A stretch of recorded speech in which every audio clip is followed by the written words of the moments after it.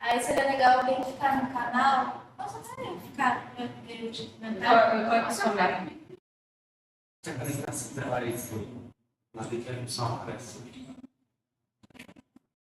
Estamos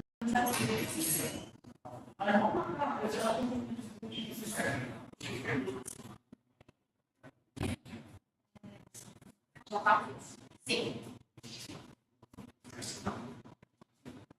Então, boa tarde a todos.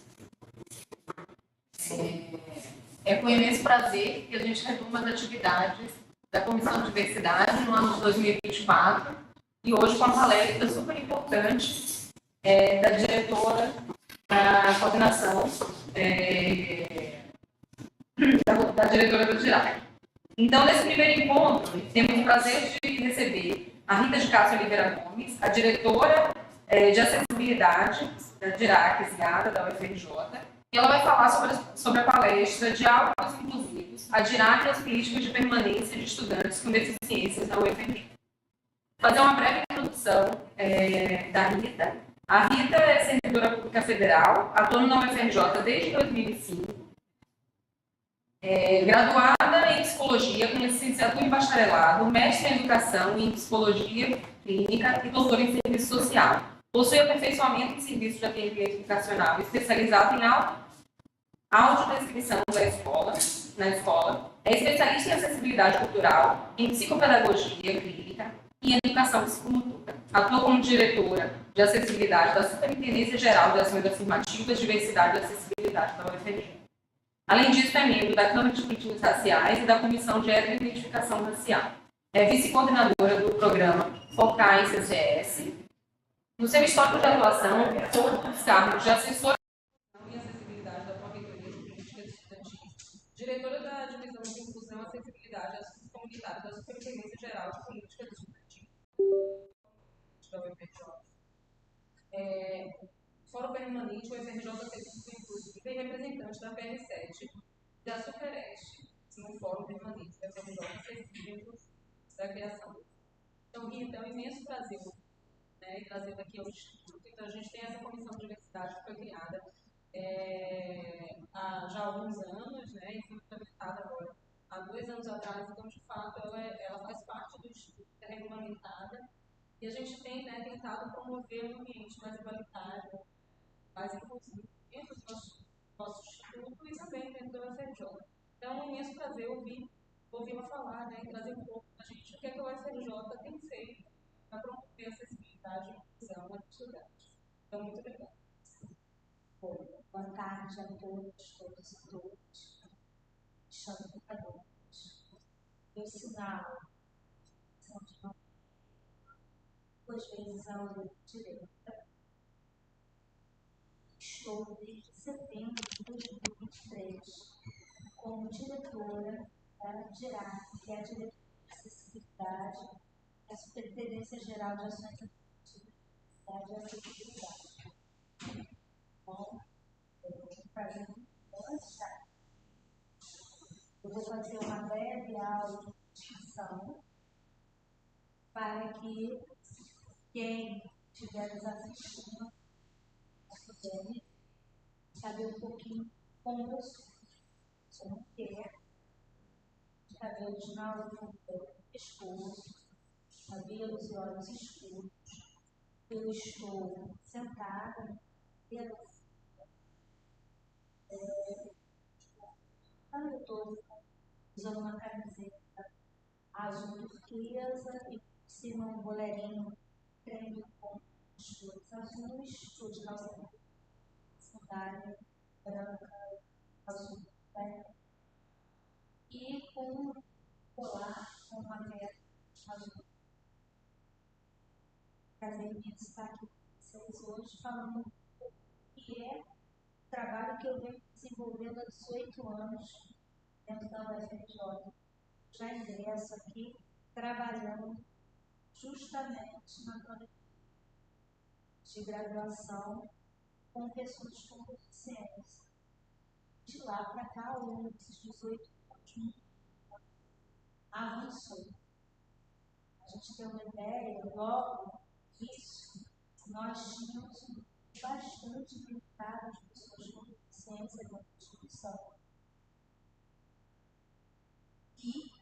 Hoje nós temos mais de pessoas listadas como sendo pessoas com deficiência, dos quais no CCS mais de 200 e 4 pessoas. Assim, Caxias. Então, ao longo desse tempo, nós convivemos, inicialmente, período onde as pessoas com deficiência só ingressavam através da AMPA ou por transferência. Não havia ação afetiva para pessoas com deficiência. Na verdade, esse a ingressar pelas ações afetivas. Tivemos toda a legislação voltada para pessoas com habilidades sociais, partes infinitas, e somente ao final de 2016 é que foi possibilitado o acesso diferenciado à ação afetiva para pessoas com deficiência. Então, a UFRJ ainda não tem uma década de ingresso de pessoas com deficiência pela ação afetiva. E, ao longo desse tempo, mais do que ingressar, a gente tem o desafio de fazer com que esses estudantes permaneçam, concluam com sucesso seus cursos. Farei olhar que é uma opção que eu conheci logo na época do título, Fórum FRJCC.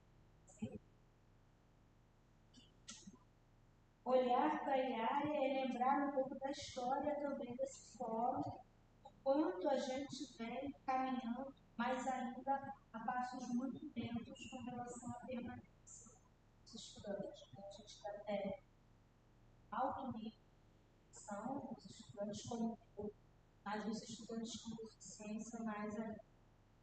A gente observa que há uma série de barreiras que precisam ser transpostas. Há aquelas barreiras que são visíveis, todo mundo conhece, mas falta rampa. Normalmente, quando a gente fala de acessibilidade, a gente pensa na rampa, a gente pensa no elevador, a gente pensa nas barreiras arquitetônicas, urbanistas. Mas, para além desse tipo de barreira, permanecendo na universidade como uma formação implica em mudar a metodologia, a forma como a gente dá aula, a forma como a gente acolhe, a forma como a gente recebe esse estudante ou essa estudante com deficiência, com algum transtorno, com alguma condição específica. Que a gente sabe que não basta botar para dentro. E a gente tem que pensar numa série de situações que, no dia a dia, vão dificultando ou impedindo que esse estudante, que essa estudante, se desloque até o campus, fique aqui e depois retorne para a sua casa.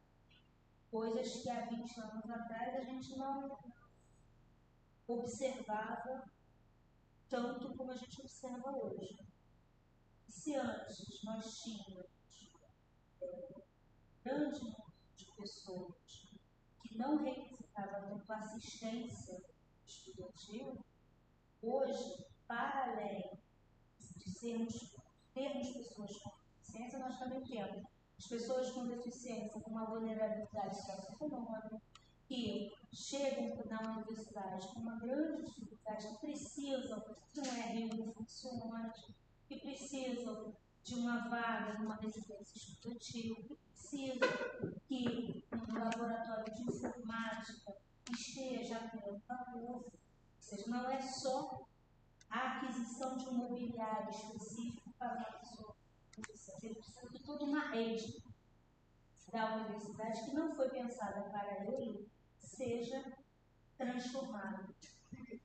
A gente está com essa qualidade da transmissão, a gente vai ter que ligar o ar. Tá bom, Porque talvez esteja. Deixa eu só te pedir uma coisa. Sentar só um pouquinho mais para frente para captar melhor.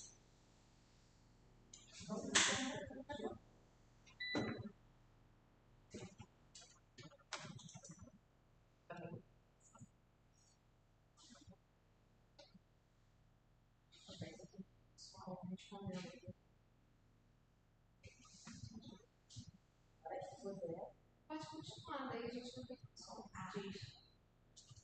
E aí, retomando, quando a gente fala de permanência de estudantes com deficiência, a gente tem que estar pensando dessa forma, né? Não basta dar mais estudantes fazer uma prova.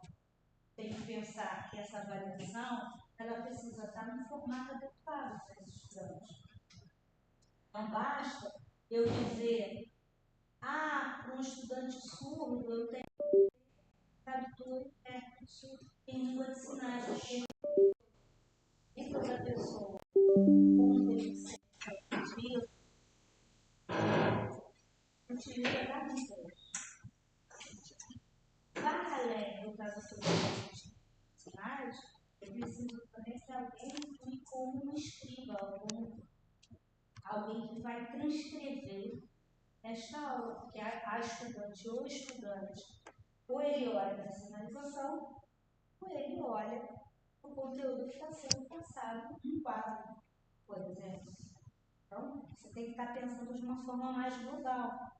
Se eu tenho uma pessoa com transtorno do espectro autista,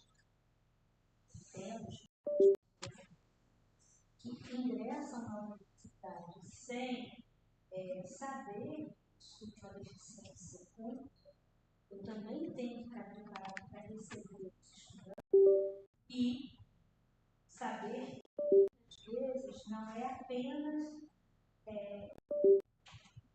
transtorno do espectro autista que está associado a desafios. Então, a gente precisa ver esse estudante de uma forma global, para que ele possa ter as necessidades dele minimamente satisfeitas, achar que vai dar conta, até porque muitas das coisas, né, como a gente viu, precisam de um orçamento específico das universidades como vem passando isso sanitários, tá? E tem uma questão que não demanda recurso, mas que também é fundamental, que são as a barreira institucional ainda hoje é uma grande barreira para esse acolhimento dos estudantes com deficiência. Se a gente chama de condição específica da deficiência. Precisa ser trabalhado.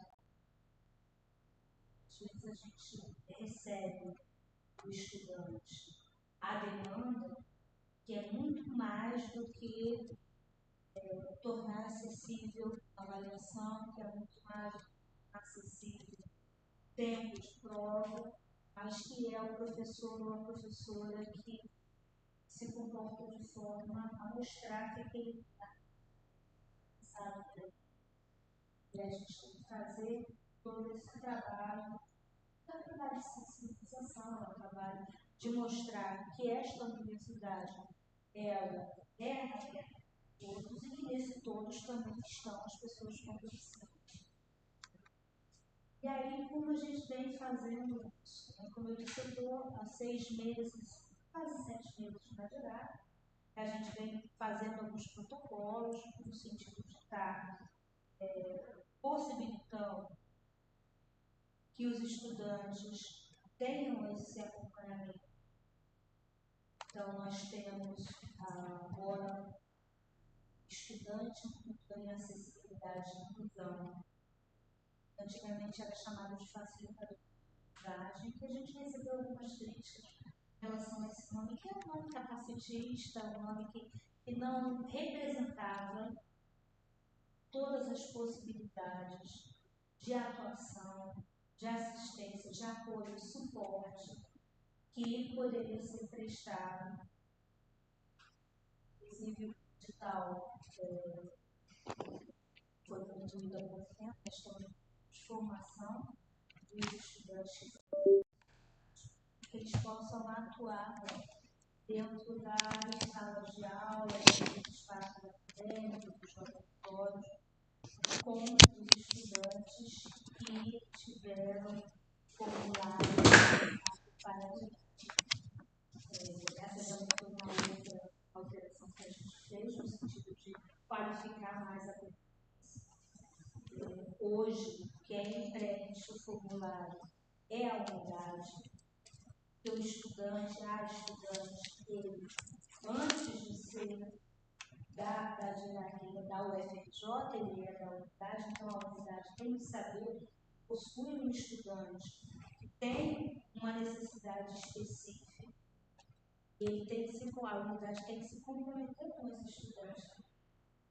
Uma outra coisa que a gente tem feito, que ainda precisa de alguns ajustes, é estar encaminhando esses nomes antes do início do semestre para que as unidades possam se preparar para receber os estudantes. A gente já conseguiu, esse ano, fazer a listagem com relação aos que já estavam na universidade, mas não para os que ainda vão começar, porque ainda a gente precisa fazer ajustes.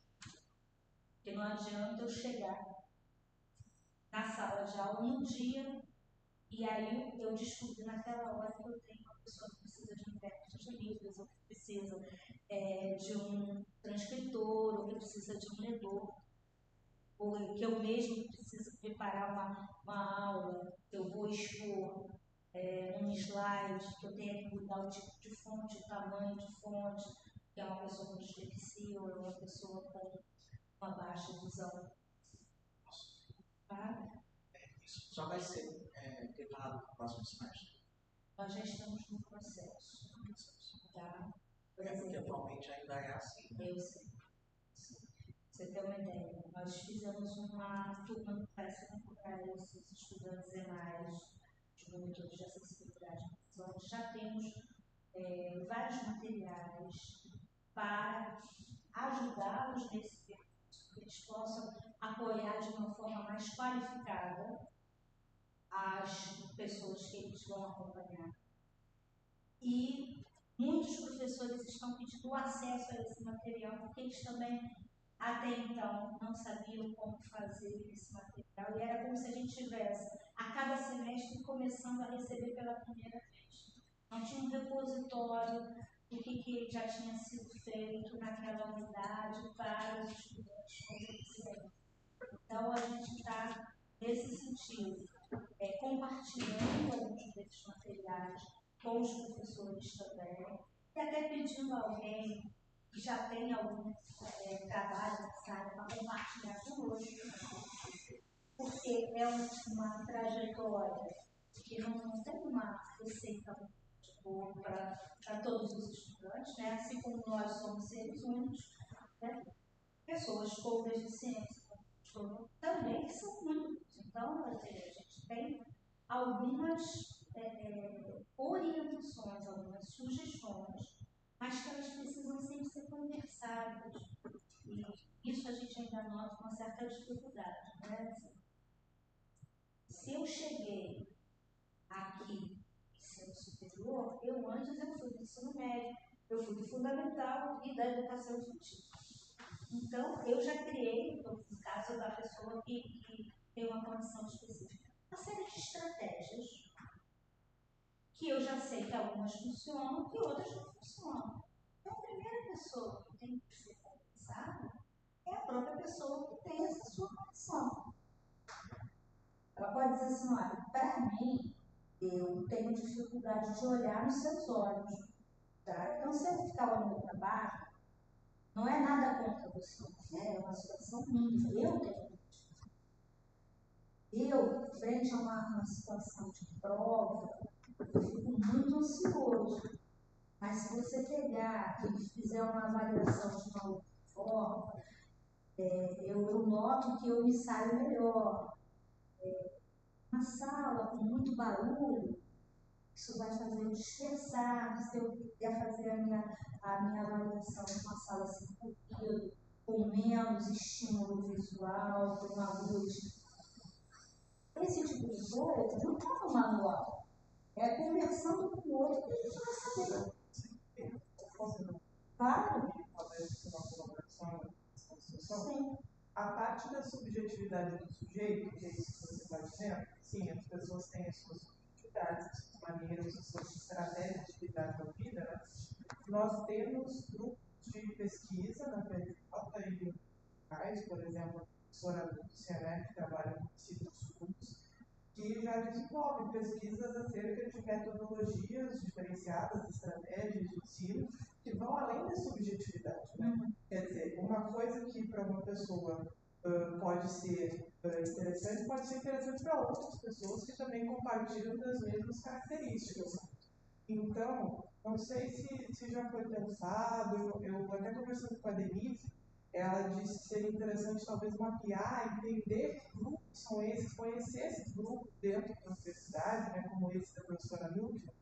Eu sei que ela fez o apoio à faculdade de odontologia, que agora está com o aluno, né, surdo. E como eu fui professor substituto do odonto, ela me mandou uma mensagem achando que eu ainda estava lá para me notificar, né? E aí eu até falei da universidade, falei da professora, e ela disse que eles já estavam em contato com esse grupo, que ele é daqui, né? Ele é nosso. Então eu não sei se existe uma ideia ou uma possibilidade de talvez mapear grupos que já trabalham com esse tipo de metodologia de ensino, até próprio dentro da universidade, para poder gerar um material assim também que fuja um pouco só da subjetividade, porque se a gente ficar só na subjetividade, vai ficar muito difícil também. Na verdade, a gente tinha todo um levantamento que vai precisar ser refeito.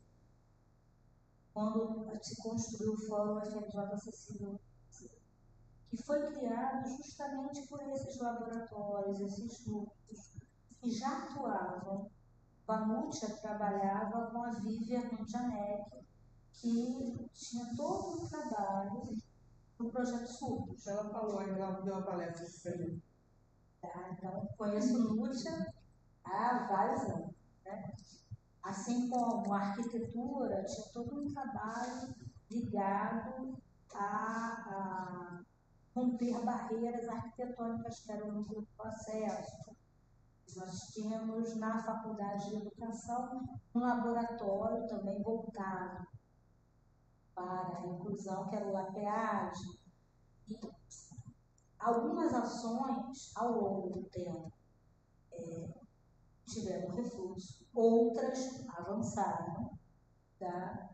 E aí o fórum está sendo retomado exatamente para que a gente possa estar fazendo esse mapeamento. Ficou muito tempo parado, aí em dezembro nós fizemos um evento de reabertura. Nós iríamos recomeçar os encontros em março, e aí a greve dificultou algumas coisas, a gente acaba tendo que assumir algumas tarefas que são tarefas mais administrativas, mais técnicas, que aí estão atrasando esses encontros que serão mensais do Fórum FRJ Acessível. Nós, na época, convidamos uma pessoa da Fiocruz para fazer a palestra, e estamos convidando uma pessoa aqui do CCS, que já tem experiência na área, para assumir a coordenação geral do fórum. Tem representantes das unidades, porque assim, mais do que o trabalho que é capitaneado por área, quando você tem no próprio centro, na própria unidade, pessoas de referência, algumas situações são resolvidas de forma mais breve. Muitas vezes, até chegar a GERAC, demora um tempo precioso para aquele aluno. Então, essa pessoa a quem você está se referindo, assim que entrou, teve o acolhimento da NUT, nós já colocamos tradutores intérpretes de necessidade para estar em contato, e já conversamos com o pessoal da odontologia, porque assim, é o primeiro surdo ali, mas não é o primeiro surdo da universidade, que há mais de 20 anos já faz um trabalho. Então, a gente poder estar confeccionando vídeos bilíngues, fazer toda uma estrutura de um repositório porque ele é o primeiro. Outros virão. E aí a gente tem que estar preparado para receber os que virão também. E isso é uma coisa que a gente nota ainda uma certa dificuldade com relação a essa permanência.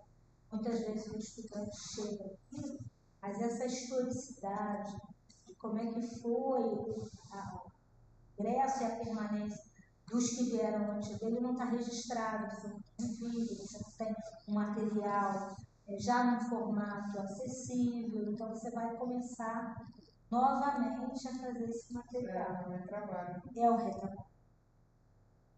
Se eu puder falar, inclusive, eu acho que, assim, por exemplo, você estava comentando sobre a questão, de repente, se tiver um aluno com dislexia, utilizar fontes. Então, nesse aspecto, eu acho que isso já tinha que ser uma coisa meio que geral, né? Fontes que devem ser utilizadas, que são de acessibilidade geral.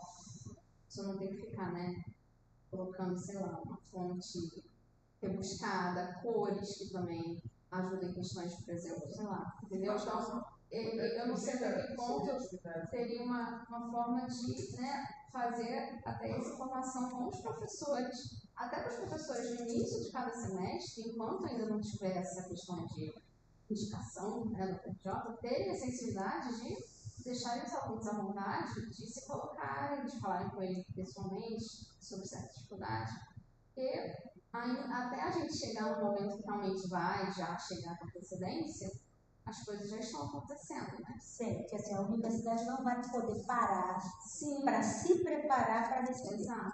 Né? Nós já tivemos um momento que tínhamos um número pequeno de pessoas e que poderia ter sido feito, mas enfim.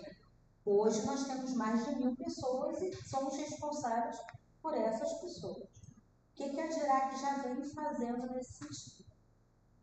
Nós estamos criando alguns materiais, uns específicos para a formação desses EMAs, que estão sendo compartilhados, e alguns que vão ficar na própria página acessibilidade.ufrj.br para consulta, como se fosse um repositório mesmo, onde as pessoas pudessem ir ali, porque assim, a gente sabe que existe uma fonte específica para a dislexia.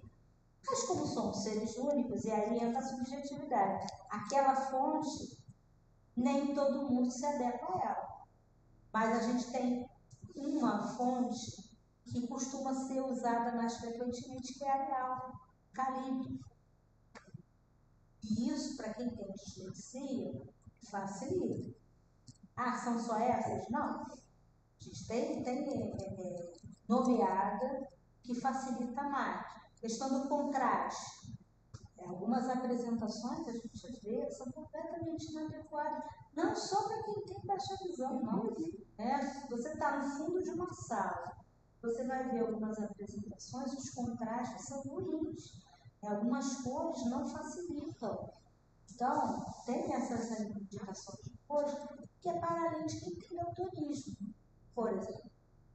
Facilita a visualização de qualquer pessoa. Se eu usar um tamanho de fonte um pouco maior, não é só para quem tem baixa visão, até porque não existe um único tipo de baixa visão. Nós que vamos, eu já passei dos 50, já estou perto dos 60. À medida que a idade vai avançando, a vista vai diminuindo. Então, a gente precisa de um tamanho de fonte maior para a gente poder ler. Tanto que eu me recordo. Acessibilidade de todos. É para todos, não é? A gente costuma usar um termo, para a pessoa com deficiência. Não, é para todos, porque se todos nós seguirmos o fluxo, precisaremos de acessibilidade, porque eu quero envelhecer. E aí, uma rampa não vai ser só para quem usa uma cadeira de roda. Eu ter uma maçaneta de alavanca, ela possibilita, para quem tem uma limitação, para usar um modelo, possibilita a mim também, se tiver uma artrose, possibilita a uma pessoa que estiver com uma criança de colo, alguém que esteja cheia de livros na mão, ou seja, é o conceito ampliado, você ter essa acessibilidade para todos. A força de poder. Sim. A força de poder também é coisa que tem. E de licença quando você chega, bota variável, isso é melhor. sim, ou a iluminação, você está no local, até que você descubra onde está o interruptor, o gás já se acendeu. E muitas vezes se usa o argumento de que é muito mais caro você tornar o ambiente acessível. Quando na prática, se você pega e já projeta no desenho universal, A concepção do projeto. e é desde o início mesmo, né? Mais caro fica você pegar algo que não foi pensado para todos e transformar e adaptar. Isso fica mais caro. Principalmente serviço público, quando o recurso a gente tem que usar da melhor forma possível. Não, fizeram com CCS. O CCS também, o CCS não, o CCS também, porque aqui a gente tem uma rampa que liga o subsolo ao primeiro andar, mas que não liga ao segundo, né? Mas a letras também tem uma rampa e é um lançamento de cadeirante, transformação condutual, enfim, que muitas vezes não se pensa na pessoa. Você pensa, vamos fazer uma rampa. Aí a rampa serve para quê? Como equipamento, uma pessoa. Então, ainda temos essas questões que precisam ser trabalhadas, né, quando a gente fala em acessibilidade. Pensando nisso, era que eu estava pensando, tem que começar do zero, né? Eu penso também nos professores, principalmente professores, por exemplo. Tem professor que já tem 20, 30 anos e tal, óbvio que ele também tem que se adaptar, mas vai ser mais difícil. Mas, de repente, professores que entrassem, já tivessem não sei, curso obrigatório de formação para acessibilidade, para sensibilização, né, de identificação dos seus alunos, entendeu? Então, assim, já a gente pensando no futuro, né, seria uma forma de já melhorar aí o futuro e os professores também tivessem essa questão, né? Eu sei que o professor da universidade tem que ser tudo, né? Mas, até para saber quem procurar. Exato. Eles mesmos não sabem, né? E claro, porque não estava ali no concurso, né, o que ele tinha que fazer. Então, teria que passar também por algum tipo de formação.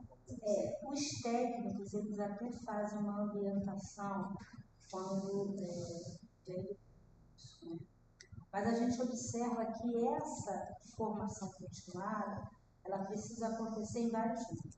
A gente tem uma proposta de um piloto lá na Praia Vermelha com o pessoal terceirizado, porque essa ideia surge por conta de um estudante surdo que foi barrado, porque ele estava sem o crachá de paciente. Ele não era paciente, era estudante. Então, você vê o preconceito, o capacitismo com relação à pessoa com deficiência. Então, se ele está no Deolinho do Couto, ele é o quê? Paciente, ele não pode ser um estudante, um professor, um pesquisador. A gente tem uma proposta hoje direcionada, porque quem faz muitas vezes essa primeira recepção é o vigia, a pessoa da segurança. Antes nós tínhamos uma pessoa que ficava como assessorista. Então é quem dá a primeira informação. Então, minimamente, essa pessoa precisa receber também a formação. O docente precisa. O técnico precisa. Aqui no CCS, a gente está com uma proposta para o mês de maio, vinculado ao FOCAI, que é esse programa de formação e orientação continuada na acessibilidade na visão, do qual a Florence, não sei se vocês conhecem, a Florence, ela trabalha também há bastante tempo com essa temática, né, e ela é a coordenadora do FOCAI, e eu sou a vice dela aqui no CCS. Então, a gente está para promover para, inicialmente, o foco são docentes, discentes e técnicos do CCS. Essa formação em acessibilidade à inclusão, uma formação de 180 horas, vai ter atividade síncronas e assim. Tá? Isso só vai dar conta? Não. Porque Porque não dá para você fazer um único curso. É uma proposta que tem, como o próprio nome diz, tem que ser permanente. Você tem que estar sempre se atualizando, né? Estar sempre trocando. Hoje eu encontrei com uma professora que está na ETA, que ela aprendeu a trabalhar com estudantes cegos através de um estudante que foi um dos meus primeiros bolsistas há 18 anos atrás. Eu falei, traz esse material, porque eu já mudei tanto de lugar, e computador queima aqui, pendrive não se usa mais ali, a gente perde CD-ROM. Você tem esse material, traz, porque ele não está defasado, né? Tem algumas coisas que a gente precisa ajustar, mas muita coisa ali, ela usa até hoje. Então é nesse sentido, a gente poder estar resgatando também essa história, né, do quanto a pessoa com deficiência tem esse protagonismo de estar junto conosco, formando, fazendo esse material, orientando, sugerindo. Porque quando eu digo assim, conversa primeiro com o estudante, é porque muitas vezes o docente, o técnico já quer chegar lá com tudo pronto, sem conversar com aquele que vai receber em primeira mão. Então, se você não conversa com quem vai ser a pessoa que vai receber, pode não dar certo. Né? Você conversa, você vai fazendo ajustes. Eu, essa semana mesmo, eu compartilhei com uma unidade um instrumento que eu tinha pensado inicialmente para provas e avaliações. Não basta só 1 hora de prova. Né? Você tem que ver se o mobiliário está adequado, se está perto da porta de saída, se tem rampa, se não tem, se é melhor no térreo. Aí eu fiquei assim, não, mas não é só isso. Você está pensando em avaliação, mas muitas vezes esse estudante vai chegar e a própria sala onde ele tem aula não está adaptada. Então a partir do momento que eu compartilhei, eu mesma já revi que o instrumento já está caduco. Então eu já vou fazendo essas alterações.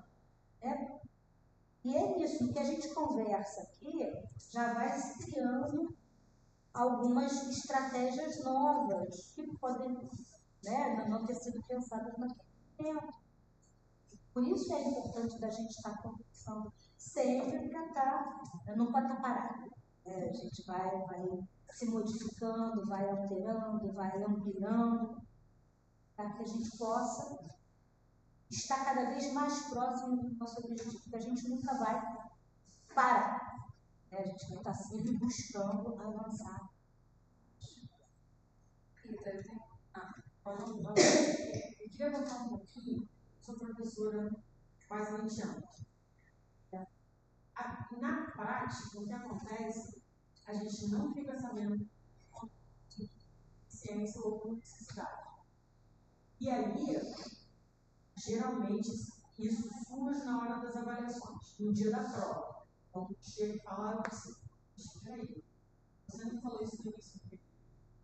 Você já foi a DIRAC? Eu já tive casos de alunos que nunca passaram pela DIRAC. Então, eu queria entender qual é o processo, não, porque assim, daqui a 30 anos, eu sei das maiores dificuldades da UFRJ. Acho que uma das maiores nossas dificuldades é a comunicação. Pelo fato de ser enorme, gigantesco, é muito difícil. E a gente nunca sabe quais são os processos, porque é difícil a documentação, isso é uma deficiência da UFRJ. Não sei disso. Qual é o passo? Como que a gente pode informar esse aluno? Como que ele deve ser? A gente identifica, porque às vezes é um aluno que não necessariamente entrou pela vaga, né, de acessibilidade, mas ele encontra o problema, como você falou. Como que a gente encaminha esse aluno e como que ele recebe, ou se tem um local onde a gente possa saber, porque prática, eu nunca, sempre foi o contrário, sempre foi, a gente identifica o problema e leva isso para a coordenação. Nunca tive o contrário, são pouquíssimas vezes que no início do período, tem um aluno fulano, beltrano, esse daqui tem essa dificuldade, e aí a gente sempre viu, cuidado do aluno, fica perdido, porque aí ele tem que falar com cada professor, cada um, que tem a necessidade de cada um, e como que a gente pode, eu sei que é difícil ficar cada um caso, mas como a gente pode padronizar um procedimento para que não haja essa loucura do cara perdido que não sabe né? A gente tem dificuldade do aluno que entra e não sabe onde é o bloco C, por exemplo. Né? Parte disso, que não precisa, não é uma questão de dificuldade, mas a gente se tiver ainda dificuldade. Qual é o passo a passo? Então vamos lá. Primeiro, isso que você identificou, nós também identificamos quando ingressamos na DIRAC. Então, este ano, em fevereiro, foi enviado um ofício para as dependencies com a listagem de cada centro. Então, o CCS teve acesso a essa documentação, quais eram os estudantes até 2023 que ingressaram pela ação afirmativa ou que não ingressaram pela ação afirmativa, mas que assinalaram que possuía algum tipo de condição específica voltado para a deficiência. Tá? Fizemos isso em fevereiro, já atrasado, porque a gente sabe que a medicina, por exemplo, começa antes, mas foi o que foi possível.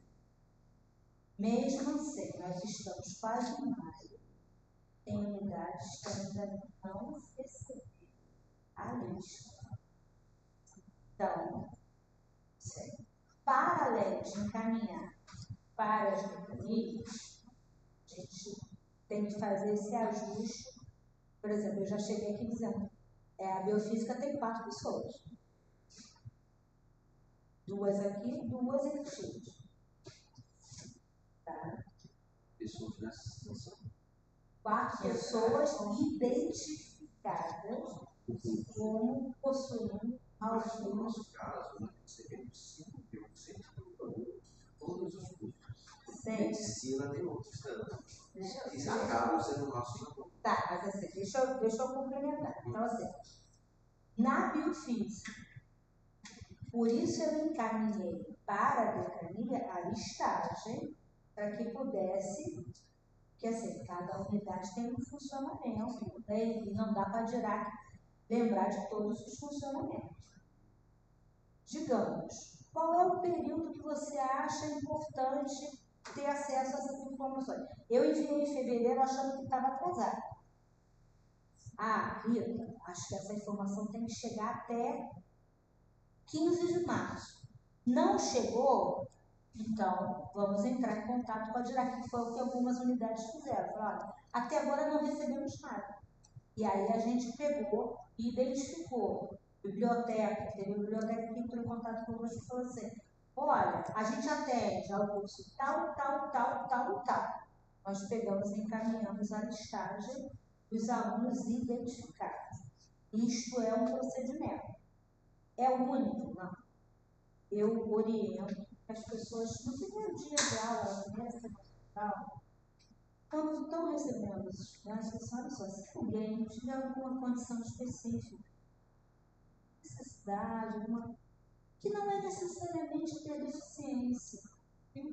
Porque é isso, né? Eu posso fazer parte de uma cultura diferente, que eu tenha algumas questões, né, religiosas, por exemplo, eu não posso ter aula no final de semana, ponto. Ou sou romana, eu tenho alguns preceitos a cumprir. Não dá para a gente dar conta de todas as condições que podem surgir. Ao final da aula, se vocês tiverem alguma questão, pode me procurar, ou então me procura na sala 101, ou envie um e-mail para a gente conversar. Eu acho que a questão da conversa ela é fundamental, porque é onde a gente... Não, concordo. Né? É que aqui no centro do CCS, a gente tem uma dificuldade rara dos professores que pegam um semestre inteiro. Então, às vezes você vai ter 2, 3 encontros com a turma, você entra, você sai, metade da turma sabe nem o teu nome, e a gente também não tem capacidade de... Então, fica muito difícil isso. Eu entendo que gerenciar isso administrar tudo isso é muito difícil, mas como que a gente pode minimizar ao máximo isso? O que eu vejo é que muito aluno, eles não sabem. Às vezes, você já procurou DIRAC? O que é DIRAC?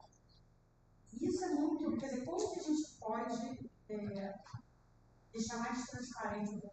Aqui, por exemplo, vocês têm a sala da AME, que é uma sala onde é como se fosse um atendimento educacional especializado, fica lá no bloco K, no segundo andar, próximo à decania.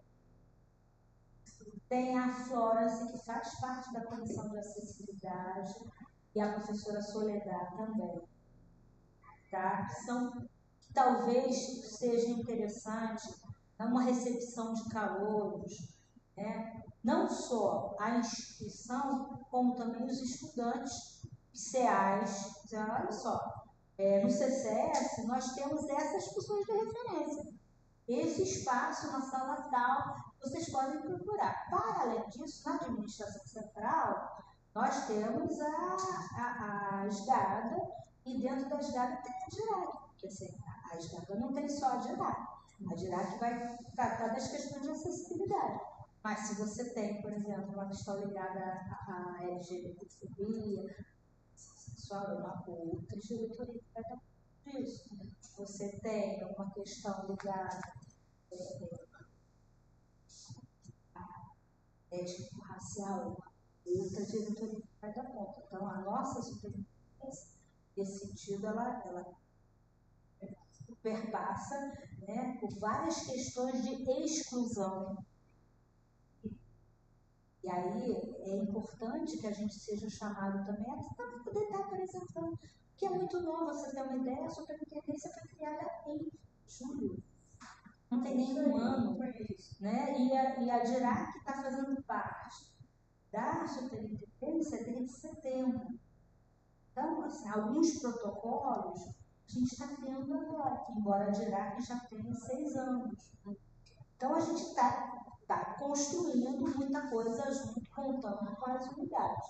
Então, é importante que a gente converse com os estudantes, é importante que os CAs, que a recepção de calouros fale, porque há 20 anos atrás os estudantes recebiam uma caderneta onde tinha, né, o nome das pessoas, a sala, o telefone. Hoje em dia já não tem mais essa publicação. Os mais novos, então, nem chegaram a ter. Tinha o kit estudante que a gente dava com calouros, né? Hoje em dia não é assim. Então, realmente se recente. Eu hoje vim para cá e não sabia onde era a sala. Né? E aí,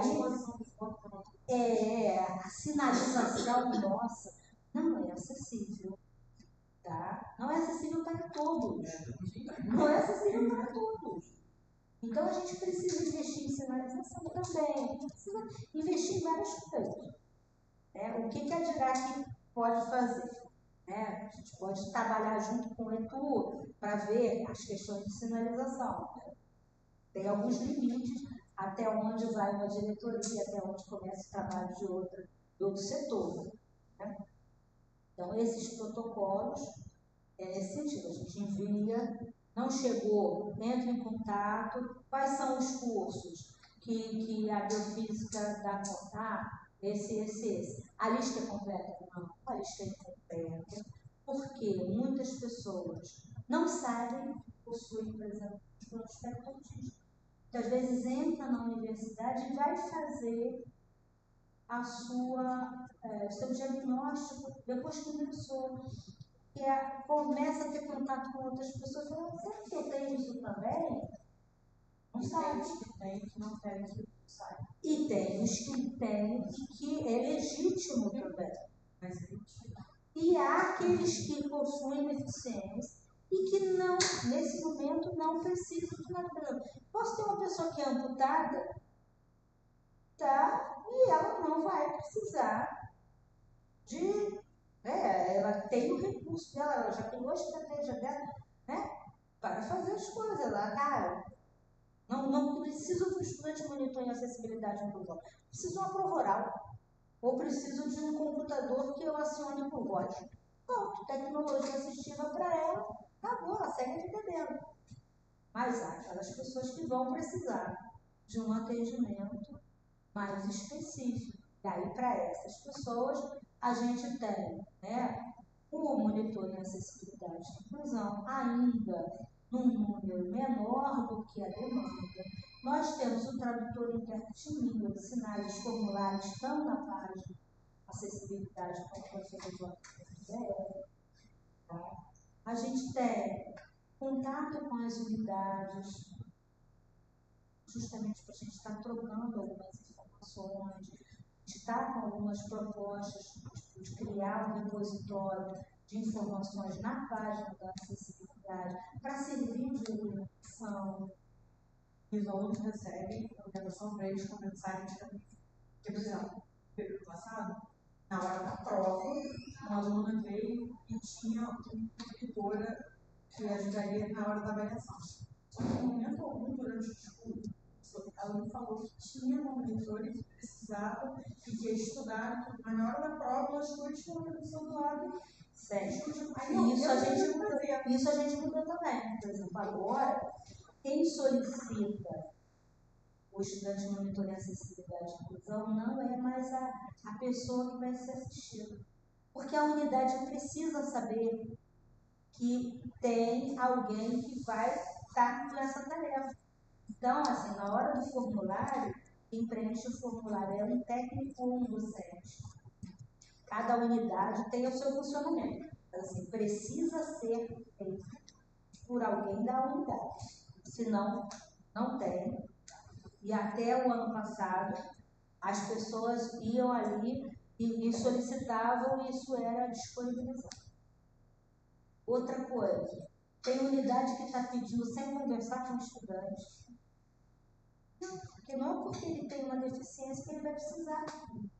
Então, assim, precisa conversar, vai ser pela COAR, cada unidade vai ter o seu procedimento. Mas é importante o quê? Que tanto a unidade quanto o estudante saibam que vai ser solicitado alguém para acompanhar e o estudante, o EMAI, tem um documento que a gente já fez, onde ele se apresenta, ele bota o contato dele, o telefone, o contato de e-mail, os horários onde ele está disponível. E é isso, senão caiu de paraquedas no dia da prova.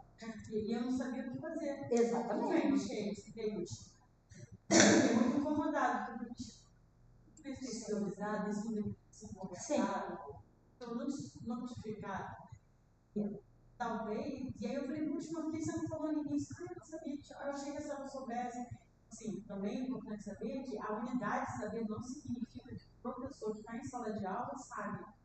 Se óbvio tentar ajudar aí nessa comunicação, não é suficiente avisar a unidade, porque às vezes o coordenador não sabe, mas o professor, e às vezes uma disciplina tem 10 professores.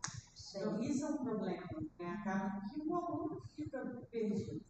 Isso é muito. É a mesma instrução do intérprete de livros. Assim, chegou na disciplina de se apresentar. É óbvio, né? Assim, imagina, eu estou dando uma aula e chega uma pessoa que eu nunca vi na minha vida, entra e começa a sinalizar do meu lado. É isso, o intérprete de livros ele vai ficar se posicionado ao lado do professor sinalizando, sem ele saber nem ele, né? Oi, eu me chamo Rita, tudo bem, né? Minimamente você tem que se apresentar. Né? E alguns estudantes estavam precisando dessa orientação que a partir de agora está sendo feita. Eu anotei algumas coisas que eu acho que são pontos importantes. E aí eu vou tomar um pouco da visão de professor também, porque eu acho que primeiro eu queria falar com o nosso diretor daqui, conhecer o professor Watson. Então, acho que são algumas coisas, né, que a nossa conversa, né, chegou, e é importante que eu acho que a gente fechar olhando a universidade como um todo. Então, acho que o primeiro é a capacidade que a universidade tem, né, de lidar com todos esses estudantes. Eu digo a capacidade de técnicos formados para lidar, porque uma coisa a gente entra em sala de aula, a gente tem que lidar com necessidades dos alunos que a gente não tem capacidade. Né? Então, assim, uma pergunta é, o que a Dirac vai fazer para a capacitação de professores?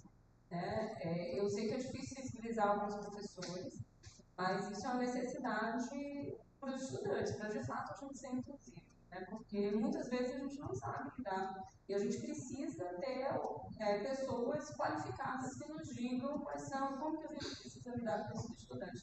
Não é só uma conversa com o estudante. O estudante pode falar para a gente o que é que ele precisa, mas a gente precisa ter alguém para orientar a gente, né? Isso assim, dentro da sala de aula a gente sente falta, porque eu sou sensível, então a gente fala com o aluno, mas a gente não sei se o que eu estou fazendo, ouvindo o aluno, é o melhor e é de fato o que vai possibilitar a inclusão dele.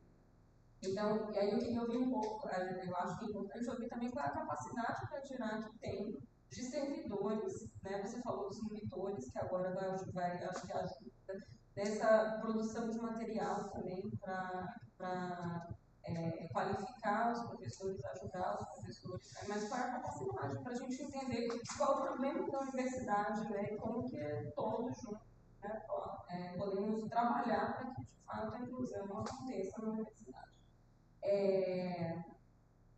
A outra coisa, eu acho que aí é a comunicação. Como a Jennifer falou, é muito difícil a comunicação dentro da universidade. E ainda tem os cursos em que a gente presta serviço. Então, por exemplo, no curso de biofísica, a gente tem um curso que a gente consegue lidar muito bem, porque é um curso que a gente consegue mapear a lista, chega no Dirac, a gente sabe quais são os alunos que têm necessidade. Agora, por exemplo, a gente assiste, como o diretor falou, 5.000 alunos de diversos cursos da área de saúde. E essas listas, elas não chegam para a gente. Então, por exemplo, eu vou para a sala de aula, da aula da medicina, eu não tenho noção de quais são os alunos, daqueles meus 100 alunos, quais são os alunos que têm necessidade. Porque essa lista não chega pela Faculdade de Medicina para todos os cursos, né, para o curso de biofísica que presta serviço, né, para o curso de medicina. Então, existe uma dificuldade, que é uma barreira, né, dentro da universidade para que essa comunicação chegue. E isso a gente tem que, a gente tem que entender como a gente faz essa comunicação geral dentro da universidade, né, ou então dentro dos centros. Então, de repente, a Comissão de Acessibilidade do CCS, a Florence, tem que ter um jeito de acessar, né, e ter essa comunicação mais transparente entre as unidades. E era isso, e pensar no curso de capacitação de professores, né? Tanto os professores novos, como a Paula falou, mas os antigos, ter cursos, né? Talvez os antigos não sei a obrigatoriedade disso, mas que tenham disponíveis para os professores que sentem a necessidade, porque assim, uma coisa é a gente trabalhar caso a caso. Eu tenho um aluno surdo. Aí tá bom, vou trabalhar com ele, eu faço um curso preparatório, né? Ou tenho que aprender como trabalhar com ele. Mas acho que a gente tem que ter um curso preparatório para trabalhar com todos os tipos de necessidades, né? Um curso sensibilizatório, para sensibilizar esses professores, esse corpo docente, porque eu acho que é a maior parte da dificuldade. Tem o técnico administrativo, como você falou, né? Mas os professores são simplesmente junto do aluno. E eu acho que a maior barreira vem daí, da comunicação, né, do aluno com esse corpo docente, né, que ainda tem muitos que têm uma grande resistência, e a resistência às vezes é porque eles não se sentem capazes de lidar com esses alunos, com tantas necessidades. A gente não está falando de uma necessidade, né? A gente está falando de um espectro de necessidade.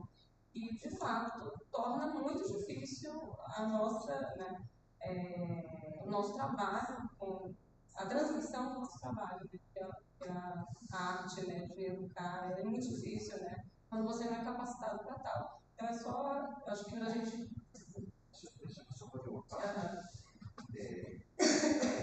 eu não vou poder ficar muito, mas eu acho que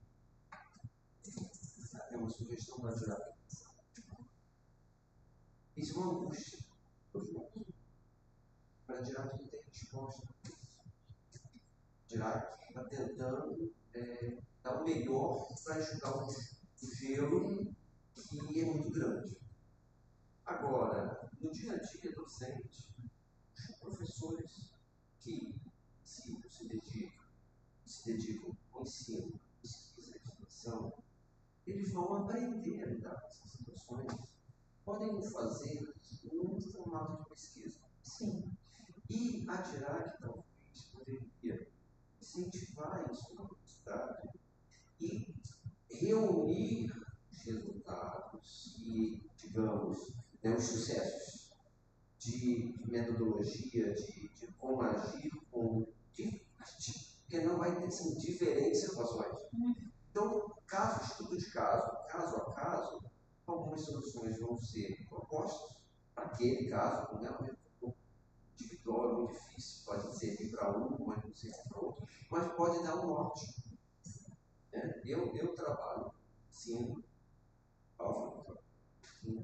e muitas vezes o que a gente faz numa sala de aula é ver de que forma a situação é normal, onde a turma é bem homogênea, mas que as nossas aulas não são tão interessantes assim.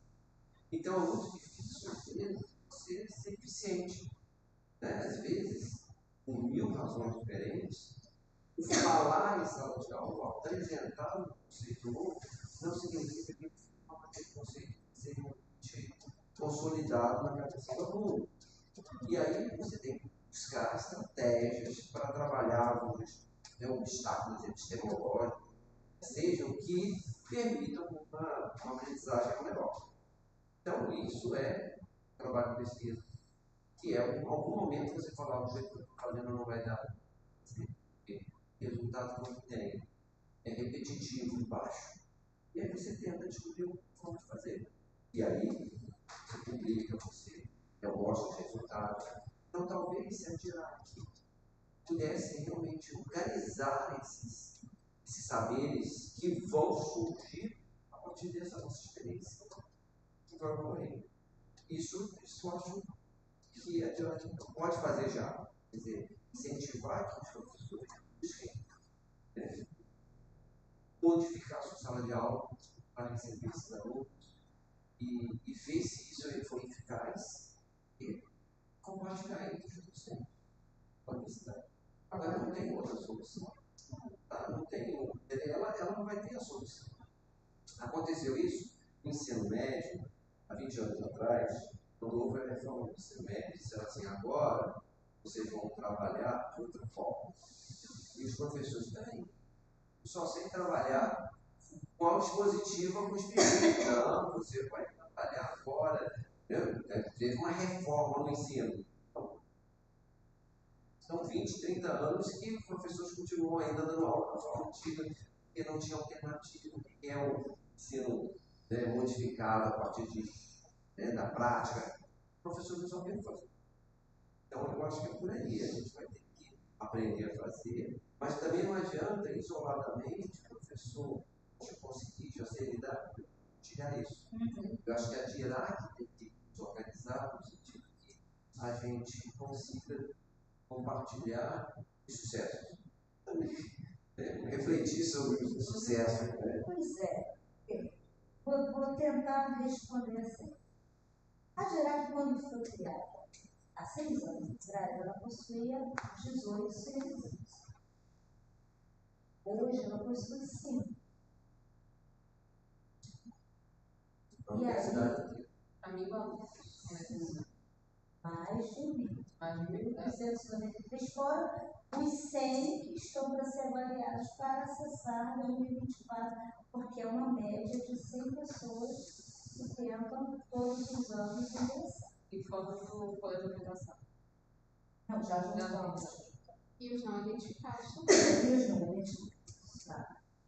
E aí, diz assim, que nós vamos assumir a confecção dos materiais no formato acessível ou em multiformato, uma fala assim, que a gente pode fazer hoje.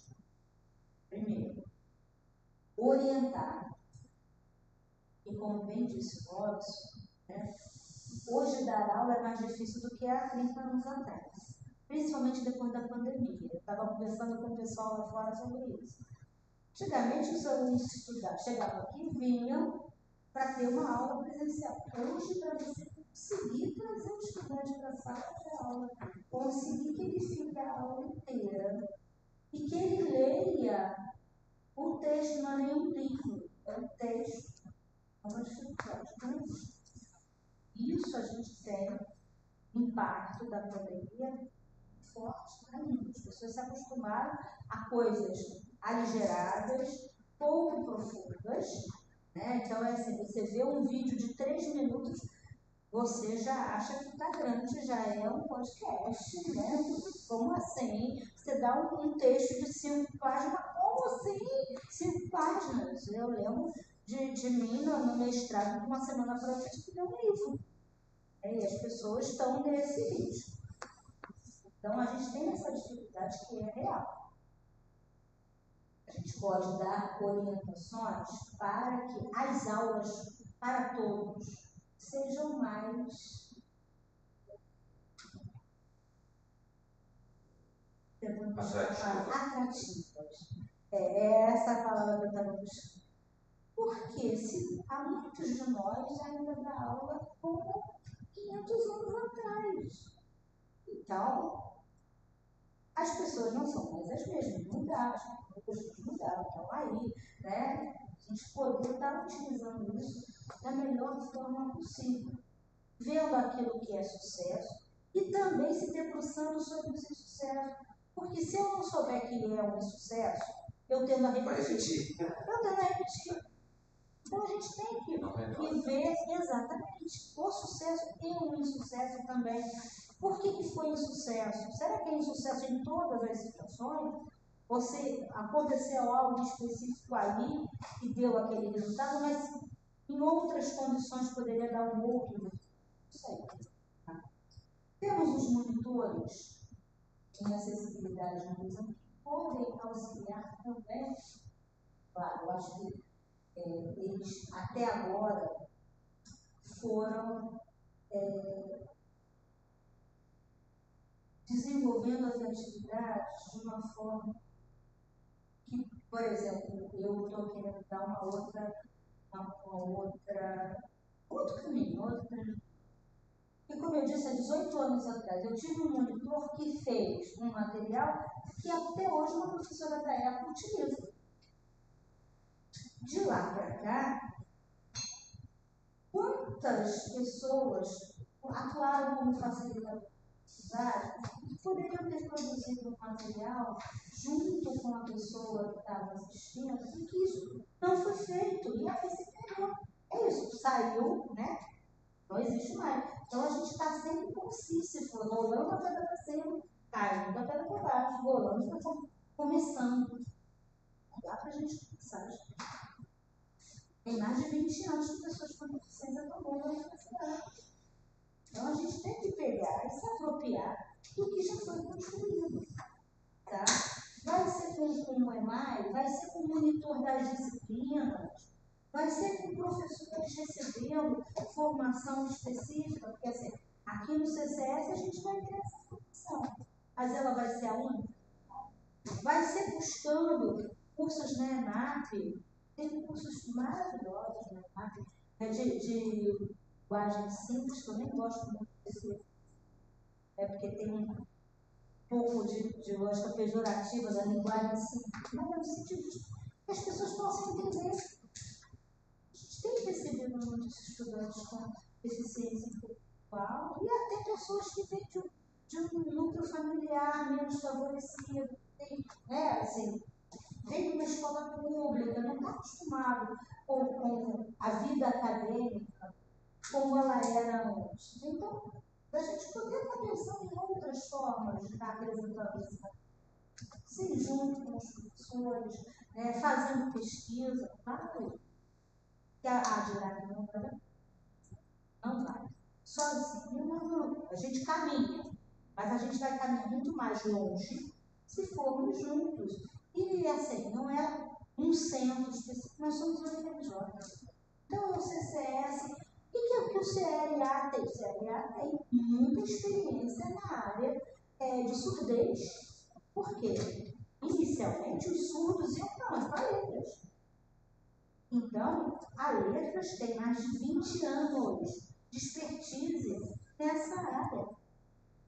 Nós estamos recebendo surdos no CCS há 6 anos, mas a Letras tem mais de 20 de experiência.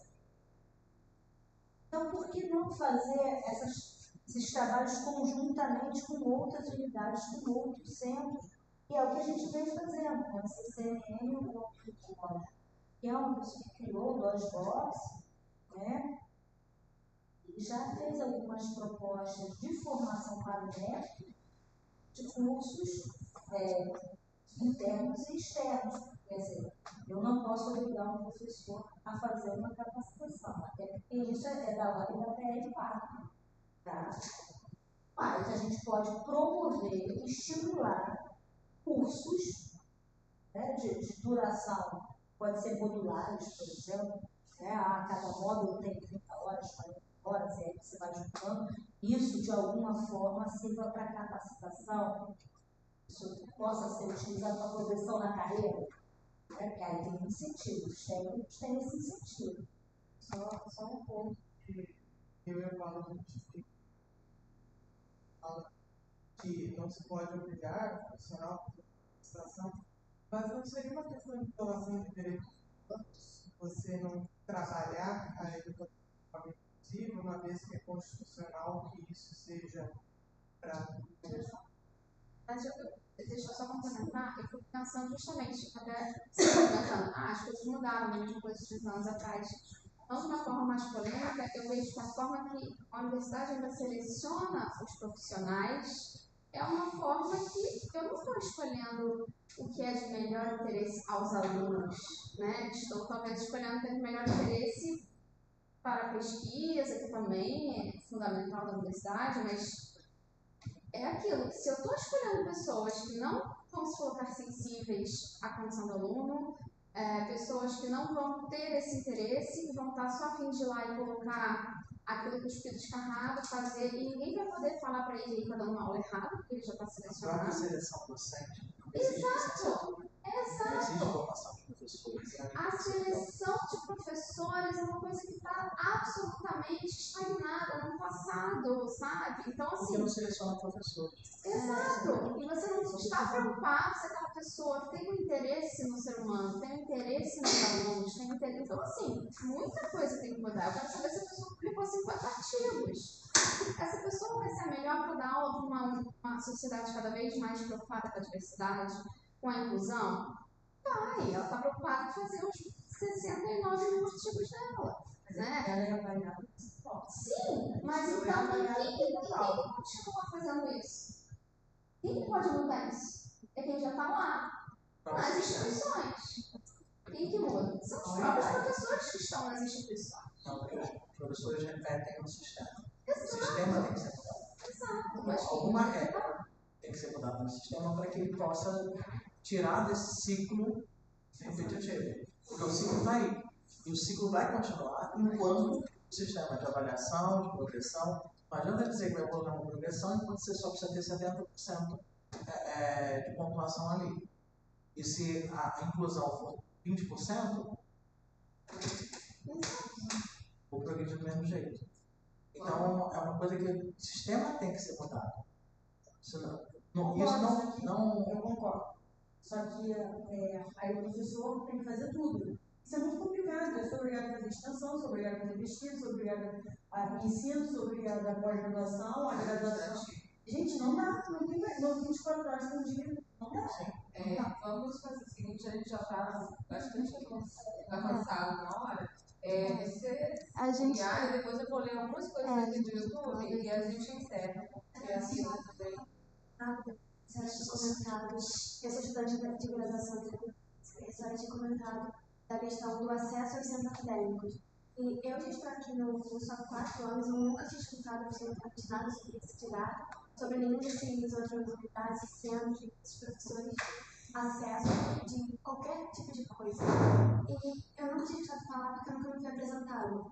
A gente nunca teve uma aula magna que comentasse um pouco dessa. Eu, por um acaso, eu conheço a Camila, que faz parte aqui dessa comissão, e que ela já me trouxe várias vezes. Eu também assisti uma palestra pela biofísica. Mas no CA a gente não tem esse conhecimento desses meios, porque nunca nos foi apresentado. Então, assim, vocês pensam de alguma forma chegar no CA diretamente, não ficar só nessa gente, nós precisamos, assim, de encontrar, falar diretamente com esses professores, que são equipes sociais, que pensam um pouco nessa questão da acessibilidade.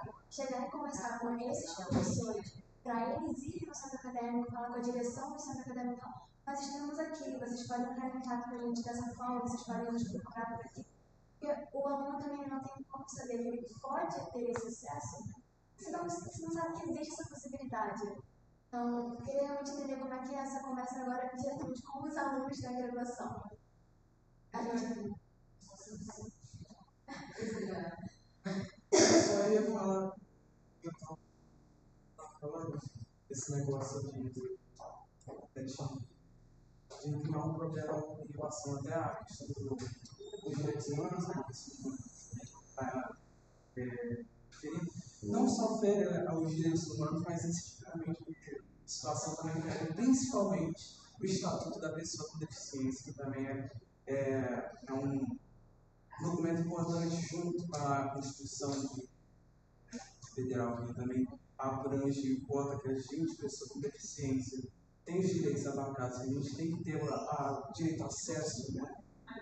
E esse tipo de coisa fere muitas coisas, não só os direitos humanos, mas também, principalmente a pessoa com deficiência, que é uma das primeiras cláusulas da fala, né? Que a pessoa com deficiência tem direito abarcado igual como qualquer outra pessoa, e também de acesso, que é uma coisa que a forma como a gente vê a instituição se mantém é de um jeito onde impede esse acesso. Porque, né, a gente, como a gente já viu, como até você falou, né, se tem essa comunicação sem essa distanciação, enfim, é essa distância. A minha pergunta realmente era mais para saber como a gente pode saber que vocês existem, literalmente, mais estudantes. E se por acaso seria possível vocês criarem algum cartaz, alguma coisa assim, que pode colar na parede de todos os centros acadêmicos, tipo, existe o DIRAC que você pode nos contatar dessa forma. Existe aqui no seu centro o professor X, Y, Z que você pode contatar dessa forma. Para a gente poder literalmente saber que vocês existem e saber como chegar a vocês. Vamos por partes. Primeiro, quando eu digo assim, já foi falado, há uma série de questões que povoam essa formação do SES. Uma delas é que é obrigatória essa licenciatura. A gente tem engenheiros dando aula de matemática, a gente tem pessoas que são de outras áreas e que por isso não sabem, inclusive, né, como preparar uma aula de formato acessível. Sabe? E aí, depositar apenas na DIRAC essa responsabilidade não é porque envolve outros setores para além da UFRJ, inclusive. Porque é isso, quando você pega e você diz que a progressão da carreira vai levar em conta o número de perfis que você publicou e não o número de pessoas que você formou, você está valorizando o quê? O papel em detrimento da pessoa. Então tem muita coisa a ser revista. Tá? E é claro que assim, nós, enquanto instância, a gente está aqui para pensar junto o que a gente pode estar contribuindo. Em relação ao SEAS, eu gostaria de receber mais de vocês. O DCE já recebo mais. Inclusive, já conversei essa semana com o DCE. Mas é isso, né? A gente também não conhece. Acho que bastante porque a gente não sabe que vocês existem. Vocês não conseguem chegar na gente. E a gente não sabe que nós podemos chegar em vocês. Sim, e assim, a gente está é uma das coisas que eu sempre falo para o pessoal quando chega o aluno, né? O aluno vem para cá, porque primeiro que oxigena, né? Eu hoje estou só com uma servidora por causa da greve. Mas ter aluna lá dentro faz com que a gente problematize coisas que a gente de repente não estava pensando. E aí, vocês que estão na conta, vocês dizem, você acabou de falar assim, você não tem como fazer uma campanha. Eu estou com uma campanha em cima da mesa esperando quem possa distribuir, que a campanha dos RUs de prioridade de acesso para quem tem deficiência oculta. Porque uma porção de pessoas que têm deficiência oculta disseram que foram constrangidos, né, na hora de passar à frente. Ah, você está furando fila. Você falar isso para uma pessoa que tem transtorno de espectro autista, você pode, inclusive, gerar uma crise da pessoa. Então, se ela não pode falar por si mesma, quem vai falar por nós? Através de uma campanha. Então, nós fizemos uma campanha. Agora, a dificuldade é quem vai distribuindo isso nos RUs para que se saiba disso. A gente fez uma orientação de que as primeiras cadeiras das turmas sejam reservadas para pessoas com deficiência e pessoas com mobilidade reduzida. E nós temos idosos, nós temos mulheres grávidas, nós temos pessoas com deficiência que precisam de um tradutor intérprete que tem que estar na frente, uma pessoa com baixa visão, nós temos pessoas, enfim, que têm condições específicas e que necessitam disso. Já estou finalizando, tá? Em alguns lugares, esse papel de política é retirado para os estudantes. Aqui no CCS. Existe. Você seu curso para uma escola. Mas aqui no CCS, pessoas da área de saúde fizeram isso. Futuros profissionais da área de saúde. Então, esteja convidada para ir lá. Né? A gente está funcionando provisoriamente no CCMR. A gente espera vir para cá, Fabio. Tá? E as portas estão abertas. Não só para docente, para discente, para técnica, todo mundo que está conseguindo. E a gente quer o quê? Uma sociedade e uma universidade mais acessível, mais inclusiva, mais diversa. Rita, eu vou só ler pequenos trechos que o professor Pedal José Esperança. Então, tem muita gente falando no YouTube, né? São muitas questões que vão além da arquitetura do preparo de material. Nós, professores, precisamos de treinamento para compreender como uma prova pode ser adaptada. Os estudantes têm os intérpretes em sala de aula, mas faltam suporte fora da sala de aula. Outra pessoa comentou que também é muito importante que as unidades tenham um representante no fórum de acessibilidade, que daí sairão propostas para a criação de uma política de acessibilidade da UFRJ.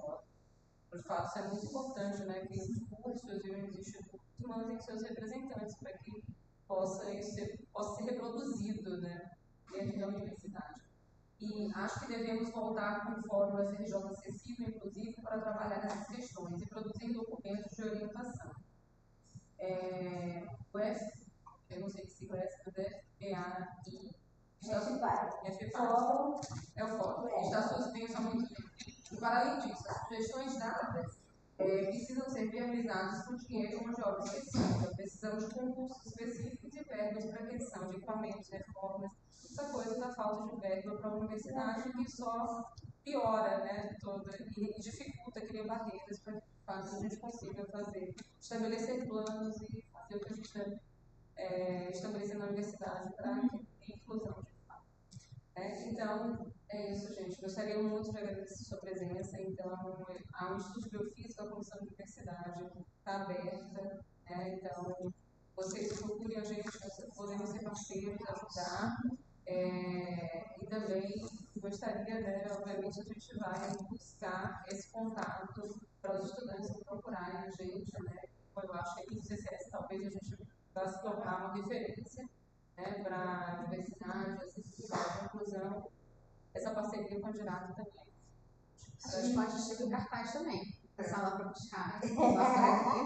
Não, eu acho que uma ideia, agora para finalizar, talvez a COA de cada curso tem que fazer essa parceria com os CEAs, porque o COA tem um representante de aluno, né, na comissão.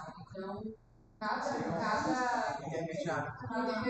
Então, talvez a orientação da Dirac para cada curso de graduação, né, para a sua formação. É representante no DCE, só que eu acho que isso nunca chegou para a gente, a Dirac, etc. Tá bom, gente, a gente realmente tem que encerrar. Pode deixar. Síntese, tá?